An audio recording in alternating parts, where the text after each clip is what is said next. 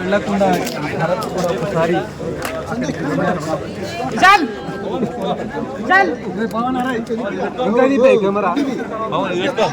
ఏంటంటే ఇప్పటికే సుప్రీంకోర్టులో ఈడీ విచారణ ఉంది కదా, ఈడీ కేసు సంబంధించి సుప్రీంకోర్టులో ఉంది. భరత్ గారు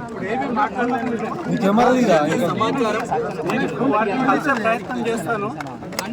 కోర్టులో కేసు పెండింగ్ ఉన్నది. తర్వాత కోర్టులో ఈడీ అండర్టేకింగ్ ఇచ్చింది. మేము ఏ రకమైన కోయర్సివ్ స్టెప్స్ తీసుకోమని అండర్టేకింగ్ ఇచ్చింది.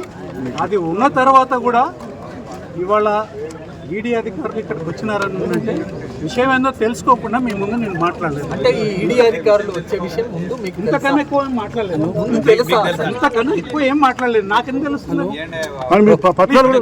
కాదు, డాక్యుమెంట్ కూడా పట్టుకొచ్చారు కదా, తెలిసే ఐ హావ్ లిమిటేషన్స్.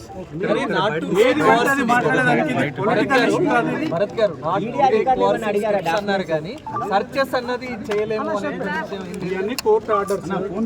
ఆ కేసుకు సంబంధించి లీవ్ గ్రాంట్ అయింది వేసిన కేసులో వాళ్ళు అండర్టేకింగ్ ఇచ్చినారు. ఇచ్చిన అండర్టేకింగ్ ని కాదని వాళ్ళు ఏమైనా చేయబోతున్నారా ఏంటి అనేది తెలిస్తే కానీ నాకు తెలియదు.